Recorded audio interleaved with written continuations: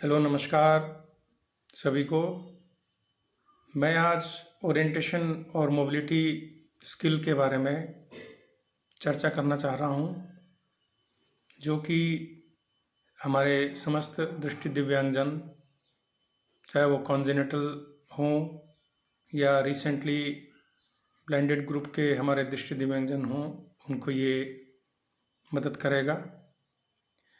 Orientation and mobility skills, इसमें आपको पता चल रहा है कि इसमें दो शब्द निहित हैं। एक है ओरिएंटेशन स्किल एवं दूसरा है मोबिलिटी स्किल। इन दोनों कुशलताओं को आपको ठीक अच्छे से समझना ज़रूरी है। किस चीज़ को हम ओरिएंटेशन मोबिलिटी ट्रेनिंग कहते हैं। वैसे तो ये दोनों ही स्किल समस्त दृष्टि दिव्यांगजनों के लिए अति आवश्यक है, जिसमें लो विजन वाले हमारे साथी भी शामिल हैं। परंतु सबसे ज़्यादा इसकी आवश्यकता हमारे जो एडवेंटिशियसली जो ब्लाइंड ग्रुप होते हैं, जो लेट ब्लाइंड हैं, जो रिसेंटली ब्लाइंड हमारे जो क्लाइंट्स आते हैं खासकर संस्थाओं में, उनको तो ये बेहद ही ज़रूरी स्किल है। ऐसा हम कह सकते हैं कि 70 to 80% मैदान वो मार लेते हैं अगर तो ये इस स्किल में प्रवीणता प्राप्त करते हैं। ये दोनों स्किल ऐसे हैं जिसको कि मास्टर करना, जिस पे प्रवीणता सिद्ध करना, जिस पे अपने आप को इस स्तर तक ले आना कि आप समाज के हर सदस्य के रूप में, समाज के एक महत्वपूर्ण सदस्य के रूप में आपको स्वीकार किया जाए। क्योंकि ओरिएंटेशन मोबिलिटी की मदद से ही आप समाज में पूर्ण रूप से भागीदारी कर सकते हैं, चाहे वो शिक्षा के माध्यम शिक्षा प्राप्त करने के लिए हो, वोकेशनल ट्रेनिंग के लिए हो, उच्च शिक्षा प्राप्त करने के लिए हो, या इकोनॉमिक रिहेबिलिटेशन की तरफ अगर आप जाते हैं, तो ओरिएंटेशन मोबिलिटी स्किल का बहुत अहम योगदान रहता है। यहाँ पहला जो शब्द है ओरिएंटेशन। ओरिएंटेशन किस चीज़ को कहते हैं? ओरिएंटेशन ऐसा एक शब्द है जिसको हिंदी में अनुस्थिति ज्ञान कहा जाता है। इसका मतलब ये होता है कि आप अपने आसपास के वातावरण को किस प्रकार से समझेंगे। ये एक प्रोसेस है जिसमें कि आप अपने जो बचे हुए इंद्रिय हैं, जिसमें कि मैं कह सकता हूँ रेजिडुअल विजन भी है शामिल, जिसमें आपके घ्राण शक्ति है, सूंघने की शक्ति जिसे हम लोग कहते हैं, जिसमें शामिल है सुनने की शक्ति, hearing, Audible clue, touch, tactile sense, और भी अन्य जैसे कि किनेस्थेटिक सेंस, मसल सेंस जिसको आम भाषा में कह सकते हैं।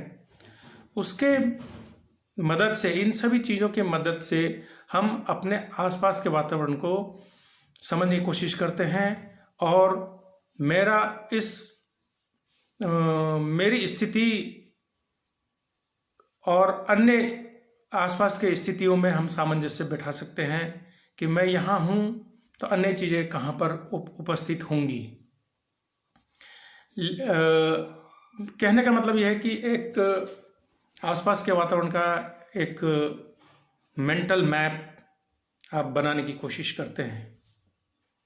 इसको इस प्रकार से समझिए कि अगर एक दृष्टिवान व्यक्ति है, वह रात को डाइनिंग टेबल में बैठा हुआ है, भोजन कर रहा है, अचानक खूब से लाइट चली आती है, और लाइट ना होने की स्थिति में आप के दिमाग में आता है कि आपको कुछ दिया सलाई, माचिस या मोमबत्ती या लाइट अन्य वैकल्पिक व्यवस्था की जाए ना, उस 1 मिनट या आधे मिनट के क्षण को आप याद कीजिए, जिसमें आपको पता चलेगा कि आपने एक बेहतरीन ओरिएंटेशन का मुजाहरा किया।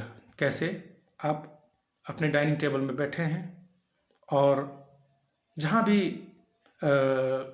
आपकी माचिस कह लीजिए, मोमबत्ती कह लीजिए, या वैकल्पिक जो लाइट की व्यवस्था है, इमरजेंसी लाइट है, उसको जब आप ढूंढने निकलते हैं, आपके दिमाग में तुरंत एक नक्शा उभर के आता है कि मैं कहाँ बैठा हूँ। दूसरा प्रश्न आता है कि मुझे कहाँ जाना है, और तीसरा आता है कि मैं कौन से उन टेक्निक का इस्तेमाल करूं कि मैं वहाँ पे सुरक्षित, बिना टकराए, बिना किसी के हंसी के पात्र बने उस स्थान तक जाऊं और उस वस्तु को लेकर के आऊं। आप यहाँ पे देखेंगे, कल्पना कर सकते हैं कि आप गए, उठे, आपके दिमाग में नक्शा आया कि मेरी पोजीशन कहाँ है, मैं डाइनिंग टेबल के किस तरफ बैठा हूँ, दरवाज़ा किस तरफ है, दरवाज़ा खुला है तो मैं अपने हाथ को, अपने माथे को बचाते हुए जाऊँ, दीवार को टटोलते हुए, जिसको हम लोग ट्रेलिंग कहते हैं हमारी भाषा में, और अपने माथे को बचाने को अपर बॉडी प्रोटेक्शन कह रहे हैं। आप अपने को बचाते हुए, दरवाजे के कोने से बचाते हुए, ट्रेलिंग करते हुए और किचन तक जाते हैं। किचन में भी आप अगर झुक रहे हैं तो आप बचाते हैं अपने आप को, या आप टैक्टाइल सेंस के माध्यम से देखते हैं कि माचिस या वैकल्पिक व्यवस्था कहाँ पर है। आपको बताया जाता है कि दूसरे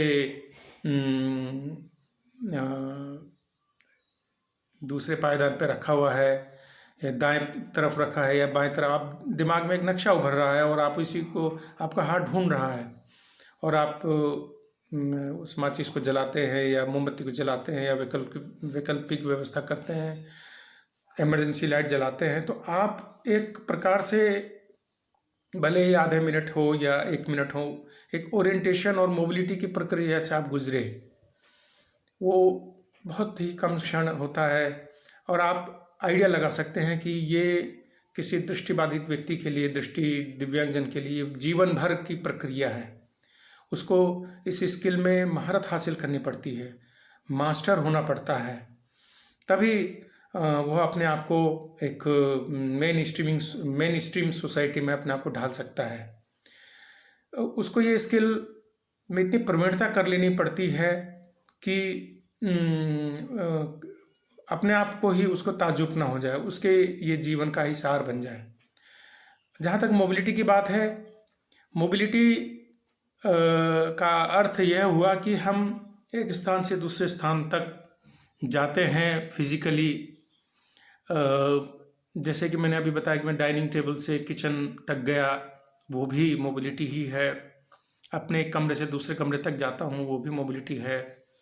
अपने एक क्लास से दूसरे क्लास की तरफ, अपने ऑफिस के चैम्बर से बॉस के चैम्बर तक, या अपने ऑफिस के चैम्बर से अपने ऑफिस रूम से बाहर गेट तक, या गेट से बस स्टैंड तक, या बस स्टैंड से आप निकल के अपने घर तक आते हैं।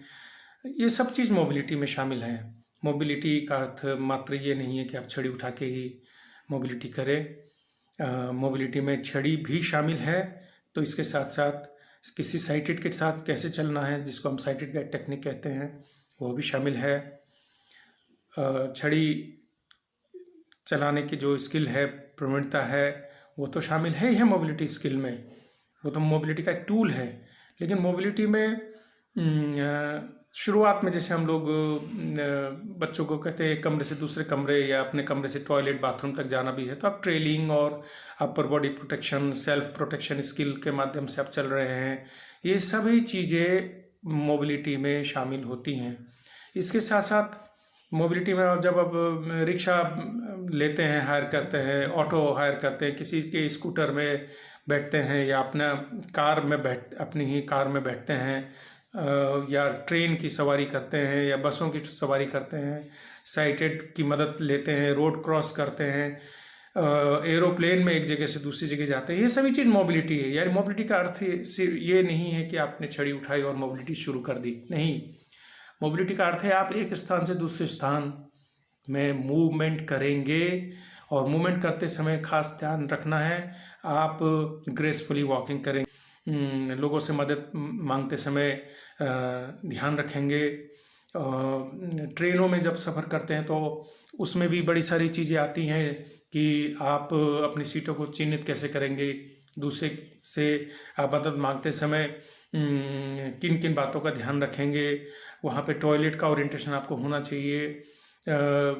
इस प्रकार के तमाम बातें, या आप ऑटो में बैठ रहे हैं तो आपको पता होना चाहिए कि ये ऑटो वाला आपको सही जगह में लेके जा रहा है या नहीं लेके जा रहा है। अब तो हमारे जो क्लाइंट्स हैं, बच्चे हैं, वो गूगल के माध्यम से भी पता लगाते रहते हैं कि मैं ये सही स्थान पे लेके जा रहा है या नहीं लेके जा रहा है।